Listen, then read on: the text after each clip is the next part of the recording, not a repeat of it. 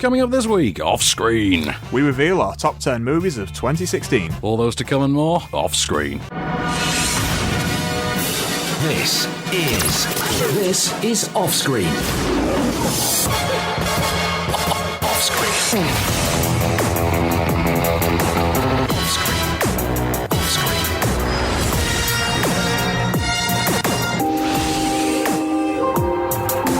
With the latest film news and reviews, this is Off-Screen, the on-screen radio show. Ooh, welcome to Off-Screen. I'm Van Connor. My name is Kase. And we've got a very special show this week. We do. So, this is our top 10 movies of 2016, but they're not the most academically wonderful movies of 2016. We're not talking about going in and saying, hey, this is the one that you watch with a glass of wine and a fine smoking jacket on. This will make you smart. Yes, we're not going like art house highbrow here. We're talking about the movies that made us go, oh, yes. Yeah. Just the ones we just enjoyed the most. The ones we thought were so awesome, you had to watch them again and again in years to come. Yeah. Yeah, so I think we've narrowed it down between us to some pretty good ones. Some good ones. I mean, I'm going to be pretty honest. Gods of Egypt isn't on there. London Has Fallen isn't on there. But we do have an honourable mention section. We'll get to it at the very end. We'll do some honourable mentions, and we'll chuck in some ones that we want to at least acknowledge. Yeah. So, let's start then at the beginning. Number 10. Captain America: Civil War. Now, it feels kind of... I know that like you would never get Empire or Sight and Sound having a Marvel movie on their list, but you know what? We enjoyed the hell out of it. This is actually on quite a few lists. Is it on a few lists? I mean, granted, some lists are like top 15, top 20, top 25. Oh, well, that's fine. But... yeah, I mean, people loved this film, and for good reason. Okay, so the basic gist was it was Captain America versus Iron Man, and in a year when you had Batman v Superman, Captain America v Iron Man somehow was more exciting. This was a big year of people versus other big people. People versus people. Well, yeah. And we've got next year we've got Charlie Day versus Ice Cube. So, that's the one we've been really looking we really wait for Charlie Day and Ice Cube to be versus. That's what it is. But no, they had the rather like unenviable task of bringing together all of these characters. I know. Should we take a minute then? So it's Captain America trying to save Bucky from basically he's a fugitive, isn't he? Bucky Barnes, the Winter Soldier, blamed for the assassination of the Wakandan king, goes on the run, and Iron Man, under a new law passed to regulate superheroes, has to bring him in. And you know what? We have a clip. Tony, if someone dies on your watch, you don't give up. Who said we're giving up? We are for not taking responsibility for our actions. This document just shifts the blame. I'm sorry, Steve. That is dangerously arrogant. This is the United Nations we're talking about. It's not the World Security Council. It's not SHIELD. It's not Hydra. No, but it's run by people with agendas, and agendas change. That's good. That's why I'm here. When I realized what my weapons were capable of in the wrong hands, I shut it down, stopped manufacturing. Tony, you chose to do that. If we sign this, we surrender our right to choose. What if this panel sends us somewhere we don't think we should go? What if there's somewhere we need to go and they don't let us? We may not be perfect, but the safest hands are still our own. If we don't do this now, it's going to be done to us later. Marvel in full swing there. It's always nice to see the Avengers back together, isn't it? Isn't it? Yeah. This time added Peter Parker. And that was the big moment, wasn't it? That was it. That was a big trailer reveal. We had those two moments as well. We had the two introductions. We had the Black Panther. We had Spider-Man, and both were amazing. Yeah, they managed to set them up perfectly for their own films. And the best part was we even managed to get Paul Rudd in the mix. I know. He was just there in a van. He was just asleep in a van. Asleep in a van, and we can't talk about the big reveal because if you've not seen it yet, you should. I mean, in America, this premieres on Netflix on Christmas Day. Oh, really? That's a great present. On US Netflix, you get Civil War on Christmas Day. So you have your Christmas ham or whatever you have in America. That's it. Yeah. So I thought it was really, really good. I think this year was a bit of a letdown for blockbusters, and this was not a letdown. This was one of a good. This is up there with Deadpool, Doctor Strange for me personally. Yeah. That's it. I thought this was great. This was every minute of it was great. It was the longest Marvel movie ever as well. We forget this. It was, but it didn't feel long. It didn't at all. Yeah. It kind of didn't overstay its welcome. I mean, there was a lot of sarcastic commentary on. It's called Civil War, and really it should just be called Captain America Airport Fight. But to be fair, what a fight! What a fight. What a fight! One of the best scenes of the year. Oh god, yeah.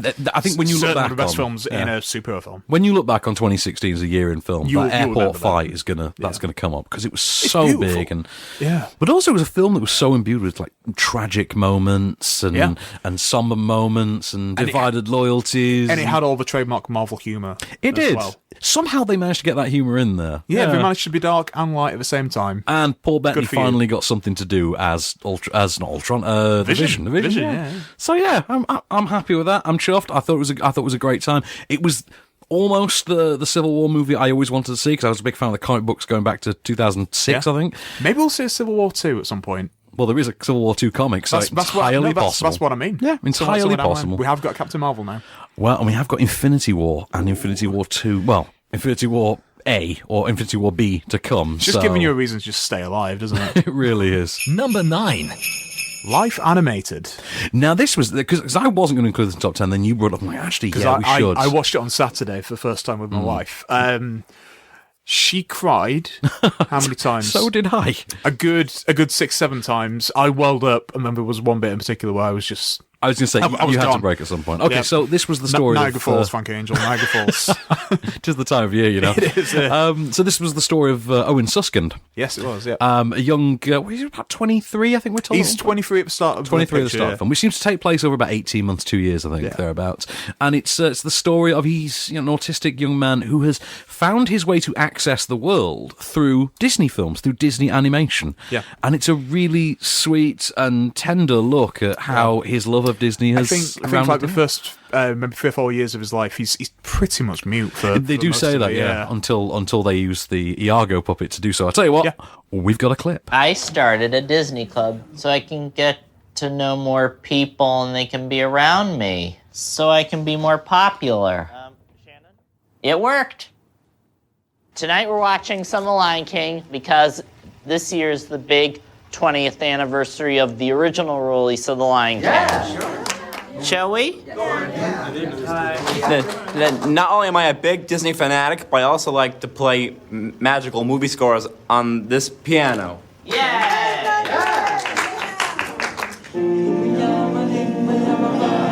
We watch parts of Disney animated films and discuss them and see what they're really about in our lives.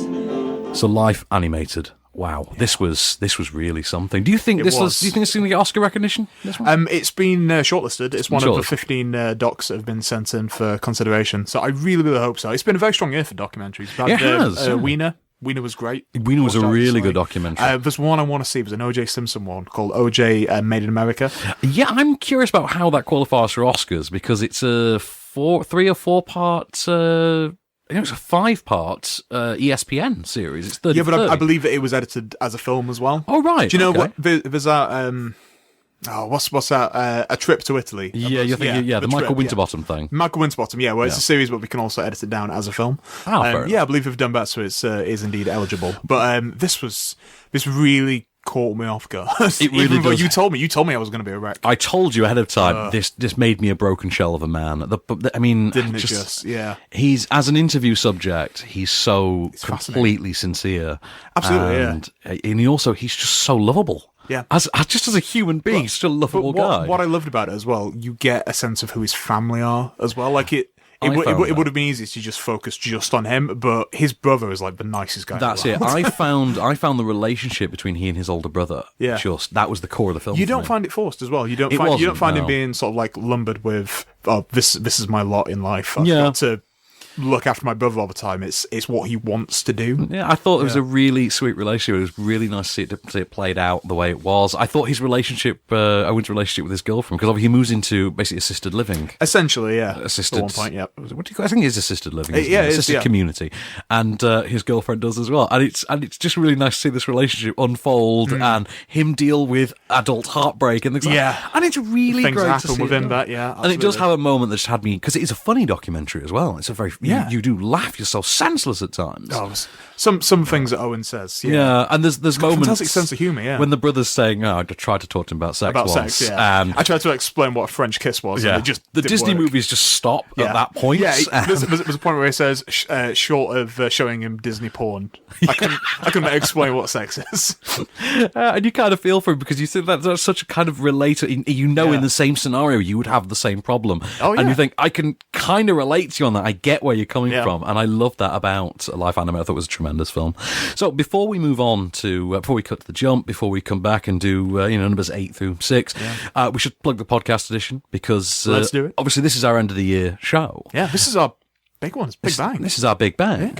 Yeah. And, we've got the stuff to come. We've got to do the Cagey Awards, the Nicolas Cage Awards, of contemporary cinema, our annual dedication to the emperor of all things thespian, Mr. Cage. Yep. And in Cage we trust. Exactly. And the various categories that we award with that.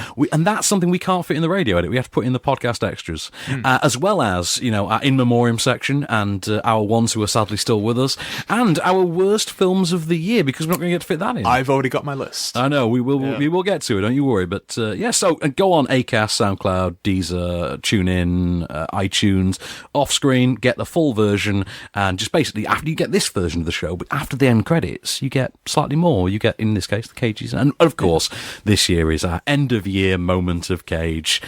And have you got a good one lined up? We've got a good one lined up, don't you worry. With the latest film news and reviews. This is OffScreen, the on-screen radio show. And we're back with our top 10 movies of 2016. So, Shall we move on? Let's move on to the next one. Number 8.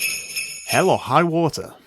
Which is, do you know what? This one came out of nowhere. I don't think there was no buzz on this. Did you notice that? Not really. I mean, I was crazy surprised to find out who had made it. Well, that was it, because it was Taylor Sheridan wrote this, who brought us Sicario. So, of course, we got Form there. That was incredible.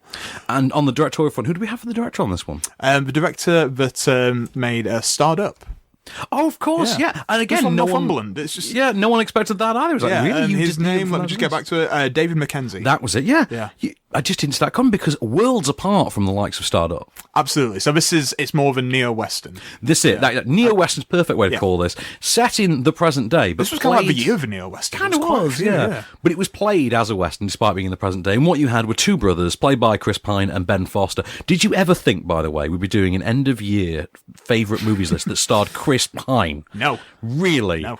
And it not being Star Trek. I know, yeah. But, so two brothers who have basically decided to start robbing banks. But why are they doing it? What are their motivations behind it? Can they keep it going? And what happens when the law catches up to them? And who is the law? Well, I think we all know Jeff Bridges is the law. Well, actually, it's Stallone, but in this case, it's Jeff Bridges. Here's a clip. Put the gun on the counter. You trying to get us killed? I ain't stealing from some old man. We steal from one place. That's it. You're turning out to be a poor-ass criminal. Woo! See what the early bird gets? Maybe we should hit that branch and Jade. No, we ain't. We hit those banks first thing in the morning. When they're empty. It's the last time I counted get shot at. You gotta be smart. We're ways from being finished. I can do this all week. We're gonna. We're like the Comanches, little brother. Raiding where we please, with the whole of Texas, hunting our shadow. Hell or High Water there. And do you know, I love the performances in this film. And it was one about, very performance-driven. It was such, and we said this at the time when we reviewed it, it was a very character-driven, very 70s-inspired, old Hollywood film. And it had great performances. It had a career best from Chris Pine. Absolutely. The best performance. Yeah. Ben Foster on fine form as always. It reminds you about Ben Foster, because I feel like sometimes he can fall into that remit of he never gets the recognition. I don't think he ever does. A little bit like Casey Affleck, well, before this year, Casey Affleck or Sam Rockwell as well. Exactly. That kind of actor. And then meanwhile, you had Jeff Bridges, who finally got a role that allowed him to do his rather mumbling shtick. Yeah, like a lot of people said that it could have been like his performance in True Grit. So he could have just been phoning that in again. It wasn't. It wasn't. There was a lot more to it than that. There was some meat on the bones of this performance, and I thought that was really great. But a lot of it comes down to the writing of Taylor Sheridan, who, after Sicario and this, and you can't help but think, what has he got next, man? Well, Sicario 2, he's got Soldado next. Oh, is he doing Soldado? That's good. Yeah, he's got Soldado next. He's set. He's good. You've been hearing about him for a long time. But, I mean, where did this guy... I mean, I know where he came from. He was an actor on Sons of Anarchy, but... Yeah, that's crazy, isn't it? Yeah, but who knew he just had this in the tank the whole time? This guy can write. Yeah. David Mackenzie, it turns out, can direct, and I gave him a lot of stick for Startup. I like Startup, actually. And, well, I think it looks like someone went nuts with After Effects, but other than that... but I love Hell and High Water. I really do. I think it's one of the genuine standout films of the year, and that's not even just on a pure entertainment level. It's a great film, wholeheartedly a great film. Number 7. Everybody Wants Some.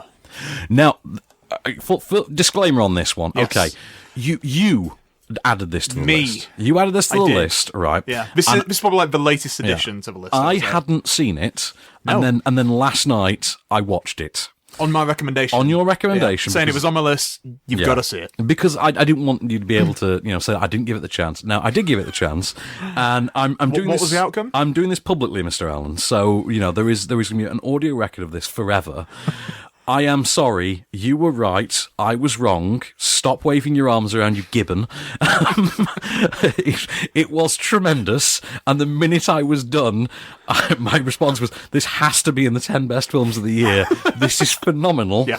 This is the latest from Richard Linklater. It is, so... and this is the spiritual... Boyhood. This is the spiritual sequel, I think Dazed it's called. and Confused. Dazed and Confused. Yeah. So, give us the plot. You want to give us the plot? Because this is your baby, this film. So, give us the plot. Okay, fair enough. So, it's set in 1980. It's about a group of college baseball players and just about them at college. They're sort of navigating their entire lives and meeting girls, playing baseball, getting crazy drunk. That is just literally it. That is it. That is it. It may sound boring, but that's only because of my rubbish description. No, it's great. That is it. There is no arc. Have I just encapsulated it? Yes, but there is no arc really. There's no story arc. It is the Seinfeld of It's indie like films.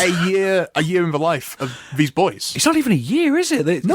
It's like a couple of weeks. Summer, or a couple of weeks. It's like that. It's that point when you're at uni, when you moved into student accommodation just before term started. Yeah, and you had about 3 weeks of going out and drinking with your new housemates, and meeting new people, and and trying to get laid. That is this movie. That is exactly what this is like. And I tell you what, let's have a clip. Hello?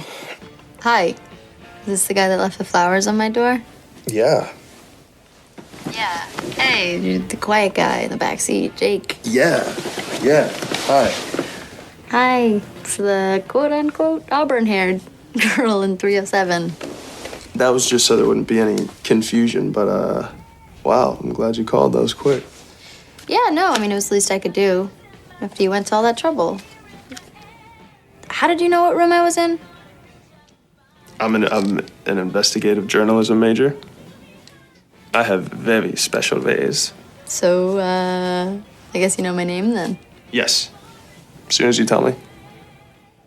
Huh. Well, Jake, it's so interesting because I feel like the investigative journalism is not an official major here, but my name is Beverly. Hello, Beverly. Hey. So I've admitted my error in judgment in not giving this the chance when I should have, and I loved this. I think Glenn Powell is the absolute star of this film. Absolutely, he's kind of like the sage of the really group, where is. He's too smart to be with those group of people. With that group of people. It is. Yeah. He feels almost like someone thought, what if you tried to make a real world socially acceptable Stifler? Yeah. And leave it to Richard Linklater to find a way that actually works without him being a comic creation. Yeah. And it does work because of that performance, because of the absolutely tremendous performance that Glenn Powell puts in there. But as the lead, Blake Jenner, I thought he was great. I thought Wyatt Russell in there as well. Really good performance. Spawn of Kurt gets some terrific monologues, doesn't he? He really does. So he's basically the guy who gets high more than anyone. He is, yeah. And then they look to him for sage advice. wisdom. Yeah, he's the other sage. He's the sage wisdom giver. And then you've got Tyler Hoechlin, Supergirl, Superman, as it were, and he's tremendous as well. Yeah. And he's kind of like the the alpha. He has, I guess, he's the alpha male. He has changed how I put aftershave on. And I will say he's absolutely changed my attitude to aftershave. He really has. But no, I wholeheartedly recommend this. If you were a fan of Dazed and Confused, yeah. this is definitely... I really, really like Dazed and Confused. I prefer this. I do as well. Yeah. I think Dazed and Confused is great and everything. It's great. I think the good thing about Dazed and Confused now, if you've never seen it, it's fun to go back and watch Ben Affleck and watch the young crowd, yeah. Watch all right, come out and the origin of so many pop culture things that we now take for granted. All right. I feel though, with a lot of the cast members in this, in 10 years' time or so, I think this potentially could be the same kind of thing when we look back. I hope so. Hey, remember when Wyatt Russell was like 20? And I feel like we could be at that stage. But you're gonna look back and say, hey, remember when the really good Superman was in that Richard Linklater movie? Yeah, he is a great Superman, isn't he? He is a great Superman. Number 6. Don't Breathe. Well, this one came out of nowhere as well. This really did, and boy, did this rock. It had no right to be this good. Oh God, no! We just sat and we thought, hey, it's Fede Alvarez, the director of Evil Dead. Which was fine. Which not was even enjoyable. Evil Dead, the Evil Dead remake. Yeah. And he's doing a home invasion thriller with a blind guy. What? And that was it. Let's get to the plot then. So you've got 3 teenagers who break into homes break into homes that are run by his dad, one of them's dad's security company. They happen to rob a blind man one night, only to discover, wouldn't you know it, there's more to him than meets the eye, no pun intended. Here's a clip. Stay right there. Don't you move. Yeah, that's right. I know what's in there, and I ain't leaving without it. You got me? Now you do as I say, all right? Well, do you hear me or what? I said stop. Don't you move.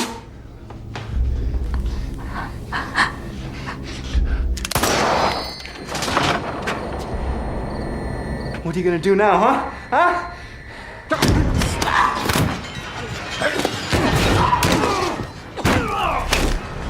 How many of you are there? So, if anything's ever going to make you absolutely terrified of, I forgot his name. Stephen Lang. That's it, Stephen Lang. I don't know why I thought Stephen Miller for a second. Stephen Lang. I don't think it's ever going to terrify you about Stephen Lang. This is it. I mean, wow. Yeah. I mean, he is menacing in this. He really is. He just bone-chilling. Yeah. But the movie begins, literally opens with one of the characters just being dragged brutally down a street, and then the rest of it's in media res. Now, that opening does feel in a strange way like a spoiler, but it does set the visceral tone of things to come. Because of that opening, you never quite feel safe in this film. And it does go to some surprisingly dark places, some really incredibly twisted places. Yeah, very unexpected. Some of the events that happened. It does, but the thing I loved about Alvarez's direction was he really used that environment. He owned that space. It is. Yeah. He owned every inch of that space, and anywhere he could stick that camera, he did. But also had my boy in there. Had Dylan Minnette. Dylan Minnette in there as well. He's had a good year, hasn't he? He has Goosebumps and then this. And then, of course, Jane Levy, whom I adore. Jane Levy, have since Suburgatory. Yeah. And, of course, she obviously had starred in a Fede Alvarez movie before with the Evil Dead remake. And now she's here. And, yeah, really great performance from her as well. But it all comes back to Stephen Lang, and I don't think you can take that away from him. This is absolutely his iconic villain moment, I think. Yeah. It's just... he is his own movie monster. He is. I think this is the one he owns. You could have figures of him made. I feel like, what they call them, maniacs or movie maniacs figures? Yeah, movie maniacs, I feel like you could release this figure, and definitely it belongs on the shelf next to Anthony Perkins in Psycho. Yeah, definitely. With the latest film news and reviews, this is OffScreen. My wingman anytime. And we're back with more of our favourite films of 2016. So, we've gotten through 10 through 6, so there's only one way to go now. Number 5. Hunt for the Wilder People. Now, this kind of had to make our top 10 list the minute we saw this. This was almost right at the top. Well, when was my number one? I think at the point it came out, you're like, yeah, that's going to be number one this year. That's totally going to be it. Yeah. And do you know what? You would have thought after What We Do in the Shadows that he couldn't possibly come out with anything that brilliant again. No. And imagine doing it on the next try as well. So this is writer and director Taika Waititi, who of course was one third of the cast of What We Do in the Shadows. Of course, yeah, behind Flight of the Conchords with Brett McKenzie and Jermaine Clements. And he's now off to direct a certain hammer-wielding superhero. He's off to Ragnarok. He is off to Ragnarok now. It's part of the MCU. This is a lot kind more... of off the back of this, really, I Kind think. of, yeah. Well, this is a lot more stripped down, a character-driven effort. This is the story of a young boy played by... is it Jason Daniels? Julian Dennison. Julian Dennison. Played by Julian Dennison, who is adopted, taken in and cared for by an elderly couple out in the sticks in the New Zealand wilderness, as it were. Yep. Only for the matriarch... The bush. New Zealand bush. The New Zealand bush. Only for the matriarch figure to pass away suddenly. Yeah. And he's left with her widow, played by Sam Neill, who has no interest whatsoever in having a child around, only for the authorities to then turn up and say, no, I'm sorry, we're going to have to take the kid back. But by this point, wouldn't you know it, the grief has bonded them. Because it makes sense that it would. The grief has sort of brought them together. And the pair go on the run together through the bush, being pursued by the authorities along the way. And only to come across, only to face their own, the issues of their own relationship, to grow close together, to argue, to bicker, to fight, to come close together, and more importantly, to meet Bushman along the way. Was it Bushman?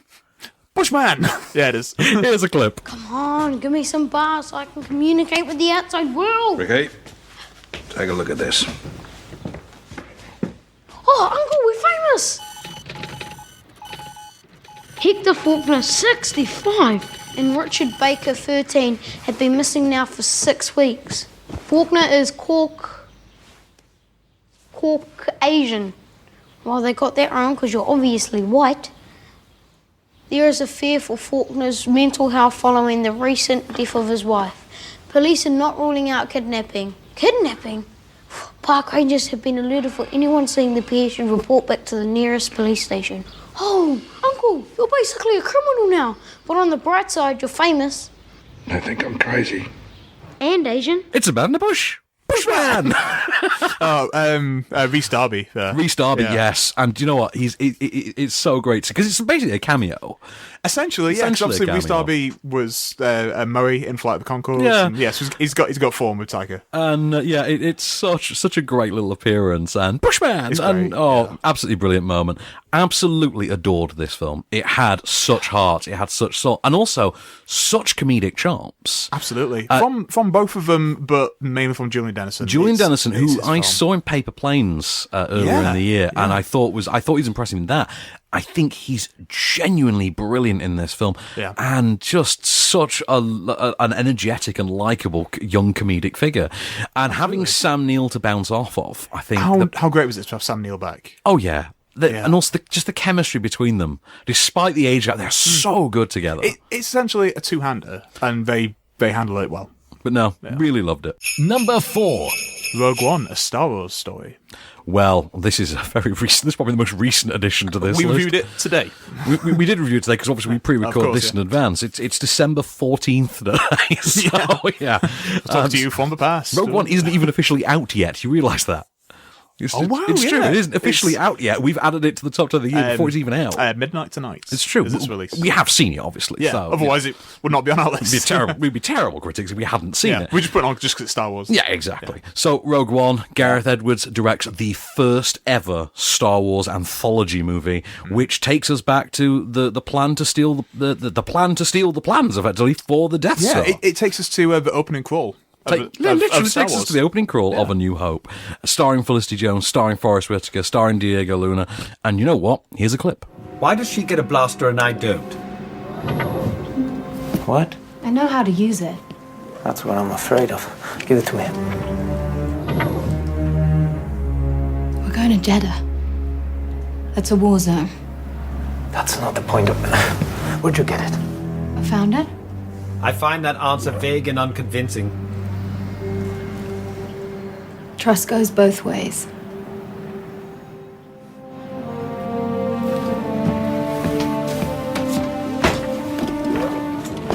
You're letting her keep it. Would you like to know the probability of her using it against you? It's high. Let's get going. It's very high. How much did you love this film, Mr. Elms? So much.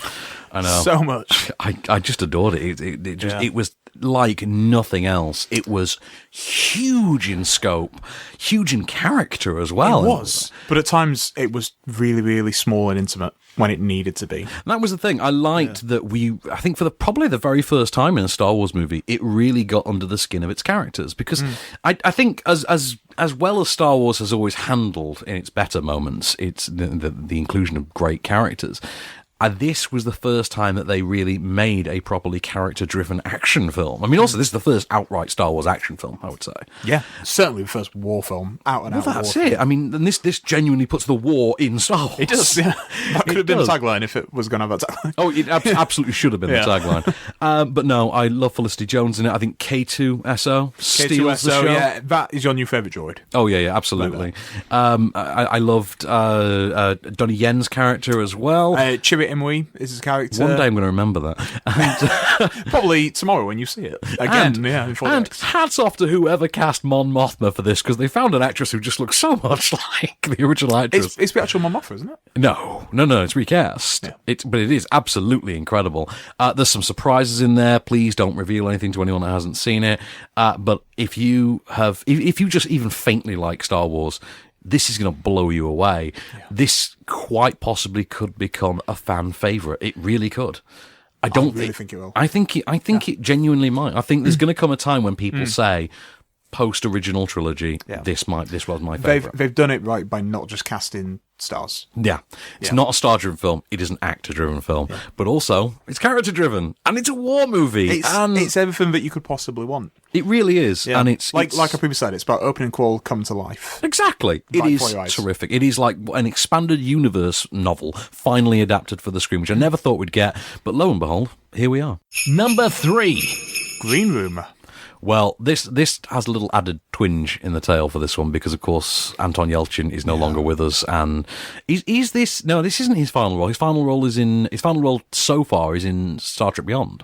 So far, yeah, he was actually working on his first film of his own merit, his first film his directorial debut, yeah.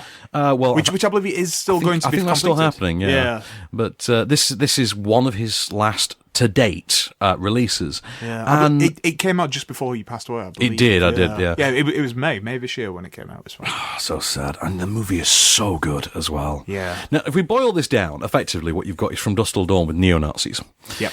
And that's it. You've got a rock band. Are they a punk band? A punk rock band, yeah. Punk rock band who are, they've done a gig in a remote redneck bar as far as they know. Yeah, they're not entirely sure where they are or why they're playing there. They just want to play and get paid for it, I guess. Yeah. Only to discover, of course, the bar is run by and frequented by neo-Nazis. So when someone is accidentally killed, well, they're witnesses, and the only way they get to continue being neo-Nazis, because remember, this was a pre-Trump movie, so the only way you could continue being a neo-Nazi was to kill the witnesses. And we have a clip. He's got 6 bullets. For real? We all go once. Guys, hold off a sec. For what? We haven't done anything. Doesn't matter. Okay. They're called cartridges. The bullet is a part that enters your brain if you keep talking. And this gun only has 5 cartridges, not 6. Because they're big and only 5 fit the cylinder. So please, don't test me. You're making it worse. We sit and we wait. And we die? Not if you sit and you wait. Well, this was one wild ride of a movie, wasn't it? Yeah. It was a chilling, visceral, bone cruncher. This was more chilling than Don't Breathe, and Don't Breathe was hard to watch at some points. Don't Breathe was, you pay for the chair, you only need the edge. This was just stand upright the entire time. Just stand upright. You won't need that chair. Yeah, it really was. Throw the chair in the bin. A big part of it for me was the performances of the the band at the centre of it all. They were great. I mean, you had Alia Shawkat in there as well as Anton Yelchin. But what really did it for me was the terrifying performance from Patrick Stewart. Yeah, I don't think a lot of people expected. No, I think people didn't know that he was going to sign on for a film like this. But that's the thing. I remember seeing that first. There was the first picture that was released, which was him surrounded by his gang. Oh no, that one. Yeah, that was the first. And I was like, "What the hell is this film?" It was so ominous. Came out. Yeah. Oh. It is a film that will have you as repulsed as you are in suspense. And it's a chiller. It is, I think, one of the standout thrillers of the year. I mean, I love a good survival horror film, and boy, did this push that limit, didn't it? Absolutely. But definitely one of. I think even academically, you got to put this as so one of the year's year's let's talk about the cast just a little bit. Mm-hmm. So Macon Blair. Who yes. Just from Blue Ruin, wasn't he? He was in Blue Ruin. Which shares the director with this, Jeremy Saulnier. Jeremy Saulnier is the director and also the writer of the flick. He might have been a producer as well. I think so. Yeah. He's in this just in sort of like a... very supporting. Supporting like a lackey, almost. Just like a facilitator kind of a character. Fantastic.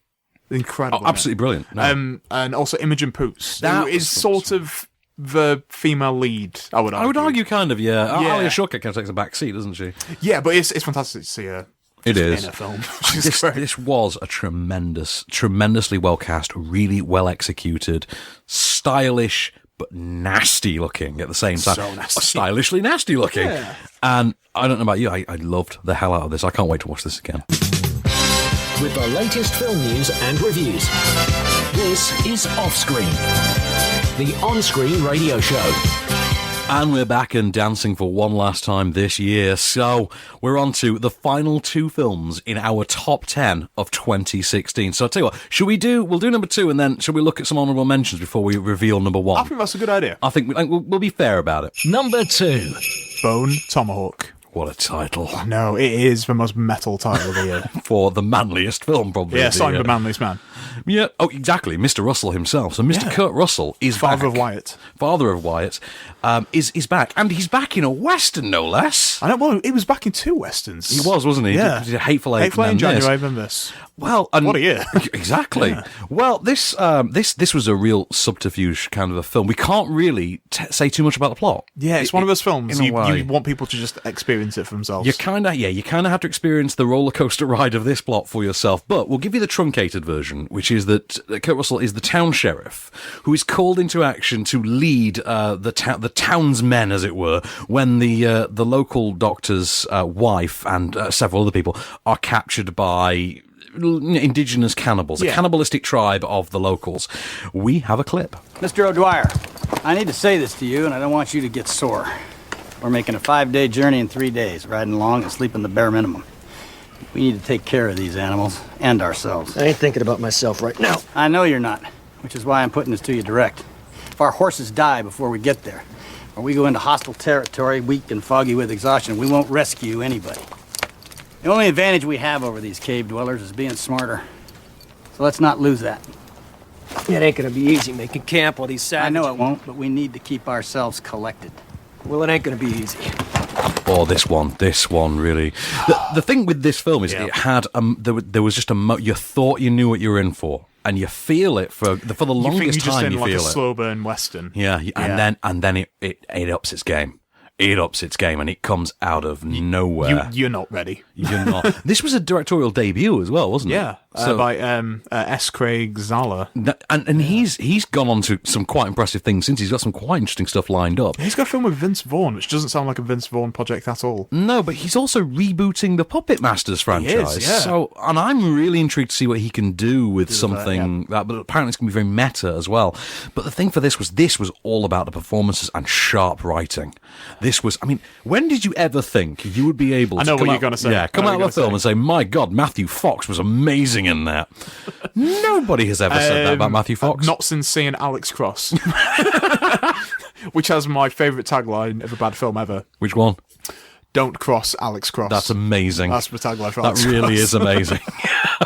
But yeah, everyone else in that. So you got Richard Jenkins, which is kind of just like the town old guy. He kind of was, wasn't he? Yeah. Patrick Wilson, I thought. Patrick Wilson, yeah. But then again, the thing is... He is the doctor, isn't he? He's the doctor, but the thing is, it's a great performance for Patrick Wilson, but he is always a great, very dependable performer, and he does not disappoint here. He doesn't let you down at all. No, absolutely. And then, of course... them as the key four. And then front and centre, you've got Mr. Russell, who just... Do you know what? He's got the swagger. He's got the pattern down. He knows what he's doing, and he makes this film absolutely. Yeah. But just do check this film out. If you have any interest in seeing something that really will twist and just twist your expectations, that it will subvert your notions about different genres. Exactly. This is looks like one thing, is another, delivers something else entirely. This goes every which way but loose, and every way is awesome. Just cannot recommend this highly enough. So, before we reveal the biggie of the year, then, let's talk about some that didn't quite make the list. Some of the honorable mentions. Honorees. Yeah. Can I start with Deadpool? Because that was so good. I really enjoyed Deadpool. It finally got its due. It finally did. Yeah. It's here. Deadpool, the Merc with a Mouth is on the screen. Yeah. Zootopia, that was one. That didn't quite make the top 10. I think we should just give a shout out to just animation in general, because this was a crazy good year for Kubo. We had Kubo. Moana was good. Finding Dory. Yeah, which we both were like, that was some great ones. It was great. Do you know what? It was a good year for just spin-offs that we didn't think were going to be great. Creed was one thing. Yeah. 10 Cloverfield Lane. Oh God, yeah. I thought that was going to be as no good as one, it was. no one expected. But also, we didn't know it was coming. We had a month's notice. It was, hey, John Goodman's in a film. Wait a minute. Exactly. It was right at the end of that trailer where it starts with the Cloverfield and then 10 and Lane. You're like, wait, what? Yeah. What else happened? Leo won an Oscar. Oh, well, we had Leo's Oscar, and then of course for The Revenant, no less. That was a really great film. It was like, what do you want from me? Do you want me to eat meat? Fine. There's an Oscar. Do you want to eat a raw bison liver? The Revenant was one of just a crop of really impressive Oscar films. It was at the such a beginning strong of the year for the awards. Room. Yeah, that was in there as well. Absolutely. Brie Larson. Spotlight. Yeah, Brie Spotlight. Larson. Yeah, Spotlight. The Big Short.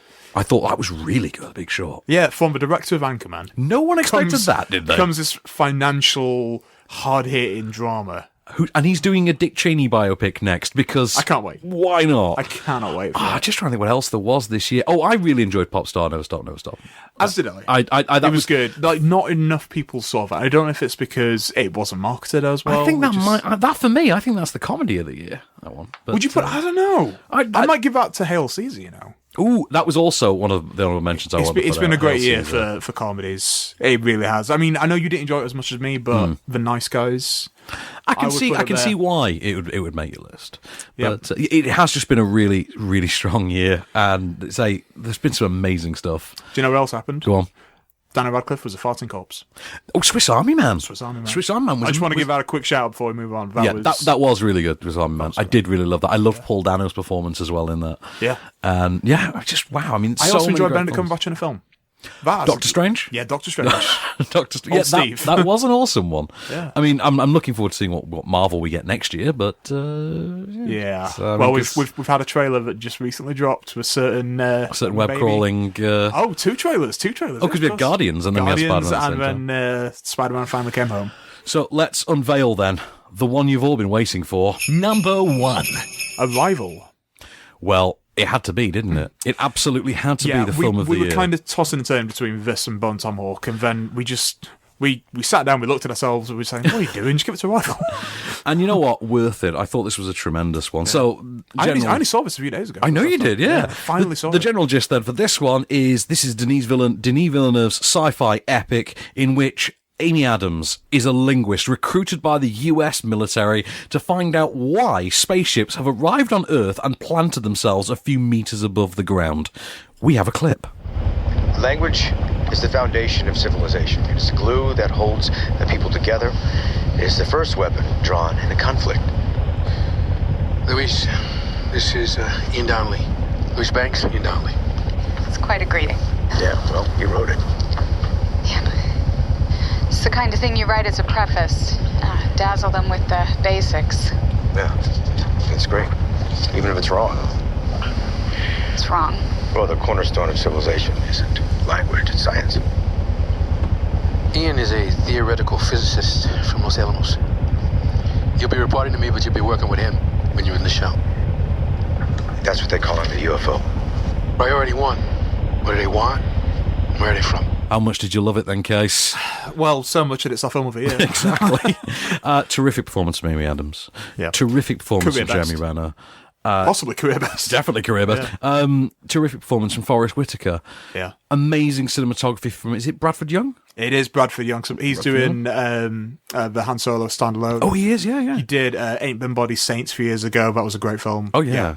And then you've Just got a great up-and-comer. Wonderful cinematography from not Johan Janssen, Bradford Young. Yeah. You got a wonderful score from Johan Johansson. Yep. And then it's all brought together by the eye of Denis Villeneuve, and he is becoming one of the most dependable, consistent, and reliable directors around now. Yeah. And we just did not see this coming.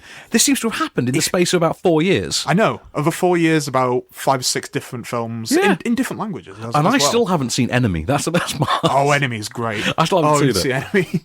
Of course, because he did 2 films with Jake Gyllenhaal. He did, He did Prisoners with Roger Deakins lensing it. Yeah. Who I think is doing Blade Runner, isn't he? Roger Deakins is on Blade Runner, yeah. Absolutely. And, wow. Just if you look back at his filmography so far, it's just...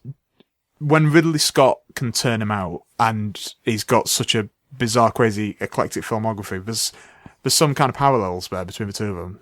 It could be a new Ridley Scott, and such a good choice for him to do Blade Runner. Oh, definitely. But I think he stands a serious risk now of actually just exceeding the level of Ridley Scott for this stage in his career. Agree. Yeah. But, Arrival then. Our film of 2016. Our number 1 film of 2016. Woo-hoo. So let's go back through the list for those who need a bit of a recap. At number 10, we had Captain America Civil War. At number 9, Life Animated. At number 8, we had Hell or High Water. At number 7, we had Everybody Wants Some. Don't Breathe at 6. Number 5 was The Hunt for Wilder People. Rogue One, A Star Wars Story at number 4. Number 3, Green Room. At number 2 was Bone Tomahawk. And number 1, we've just been talking about it, it is Arrival. It was Arrival, pay attention, keep on. I've been here for the last 5 minutes. And that brings to a close our 10 best films, our 10 favourite movies of 2016. Oh, God. It's been a hell of a year, hasn't it? Should we just should we say, what are you looking forward to most next year? Next year, really quickly, next year, I'm looking forward to Baywatch, I gotta admit. You know me in Baywatch. Oh, yeah. I'm anything that he is attached to. Oh, God, yeah. Wharf the Planet of the Apes. That's next year. Up there for me. Totally looking forward to that. What else is there? Guardians. Just the trifecta of Marvel greatness. Oh, because we've got Spider-Man, the Guardians, and Thor next year, haven't we? But hey, DC might pull it out of the bag with Wonder Woman. I'm not optimistic. If I'm being honest, I'm not optimistic. Fist Fight, of course, is next year. So Ice Cube, Charlie Day. Yeah. What's Not to Love? We've got all the big Oscar films coming out next year. So Moonlight and potentially Silence. Manchester by the Sea. La La Land. La La Land and Manchester by the Sea are my 2 biggies for the start of next year. Do you know what? And do you know what? Another Star Wars film. Would you believe it? I know. Episode 8, which I'm expecting a title for any day now. I know. But, it's going to be a hell of a year. And we get to review it all, so that's great, because that's like our jobs. It's so fun. So, in the meanwhile, we will see you all in 2017. This has been a Candy Store production for OnScreen. I've been Van Connor. I've been, at least for this year, Kase Allen. And we'll be back next year. Just show me the way to get out of here, and I'll be on my way. You've been listening to OffScreen. For more news and reviews, visit onscreenfilm.com.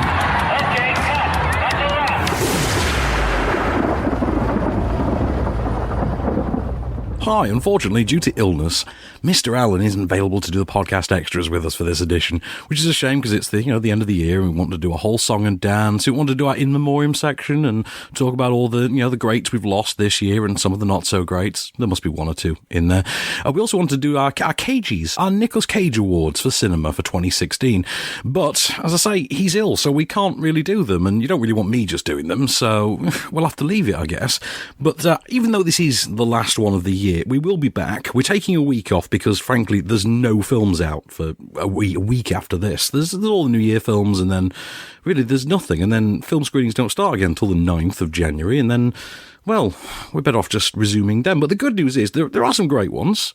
So we have got, we start off with La La Land in 2017, and then we've got Manchester by the Sea and, well, less great, I suppose, Underworld Blood Wars. There's got to be some fans of that franchise out there somewhere. They make money. There's got to be someone seeing them. We've also got Young Offenders. I don't know anything about that. I'm going to be really honest. And, of course, Live by Night, which is the Ben Affleck movie he's done for Warner Brothers, the Dennis Lehane adaptation, the one that we presume is the reason he sold his soul to Warner Brothers to be Batman for pretty much every DC movie they ever want, because God forbid there's ever anything put out that doesn't have a bat symbol attached to it, because then it wouldn't sell merchandise, or we wouldn't get 15-year-old boys running around with Harley Quinn t-shirts. But heaven forbid. So we've got all those to come and more next year. That's the podcast edition that we're going to put out on Friday the 13th of January. So we've got that to look forward to. It'll go out on radio, obviously, some cases the day before, but a couple of days after. You know the drill. If it's on a radio station near you, you get the cut down down version without all this podcast extra gumph in there. But anyway, shame about Mr. Allen. Also, another shame, Carrie Fisher died this week, so we should acknowledge that. Carrie Fisher died age 60, and we were really, really saddened by that news. And then I remembered about Gary the dog, and I was even more heartbroken. But it turns out that Billy Lord, Carrie Fisher's daughter, is going to adopt Gary the dog. So that's something nice to take us into the new year, I suppose. Anyway, onwards and upwards. So Mr. Allen isn't here. We'll do the KGs when we come back. We have got some good ones. I think he's particularly looking forward to best Nicolas Cage performance in a Nicolas Cage movie, of which there are a surprising number of nominees for any given year, because that man will put out a film every Tuesday if you let him. He's like The Rock, but without a budget. And but he has an Oscar, so The Rock doesn't yet. And well, here it is for one last time in 2016. Your moment of Cage.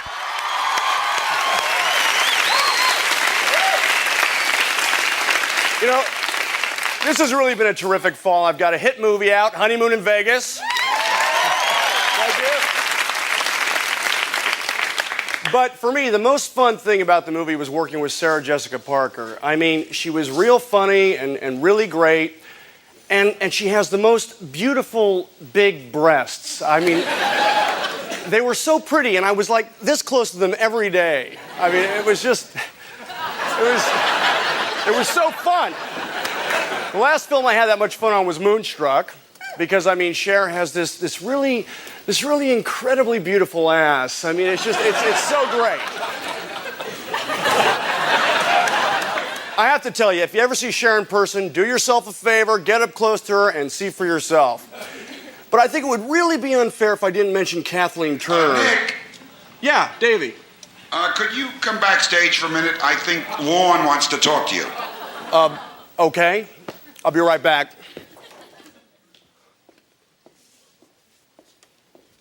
It's going pretty good, huh? I was a little nervous at first, but once I got rolling, pow. Hi, Lorne. Nick, thanks for coming back. I wanted to talk to you about something. Okay, but if it's not too long, because I really don't want to lose the audience. Look, Nick, I think you should stop talking about your leading lady's body parts. Okay, may I ask why? Well, I think the audience kind of finds that offensive.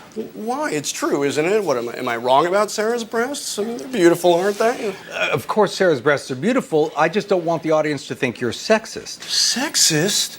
I'm not sexist. That's the last thing I am. All right, Nick, if you're going to talk about killer bods, I think you should mention Sofia Coppola. Hey! That's my cousin! You see, I did that to prove a point. You see, when you're talking about someone that's close to you, it's different, isn't it? Oh, you're right. Oh, God. They must hate me. I mean, what are we going to do? No, don't worry, you'll be fine. Well, they probably think I'm the biggest jerk who's ever been on the show. No, that would be Steven Seagal. Well, maybe if I just go out and retract everything, just take it all back. No, I think dropping the whole subject is the way to go. No, I got it. Okay. Hey, the monologue's going great, man.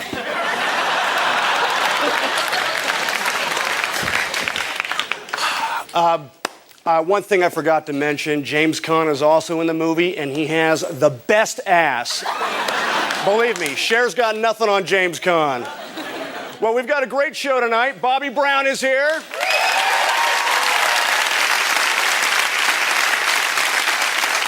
Great ass. So stick around. We'll be right back.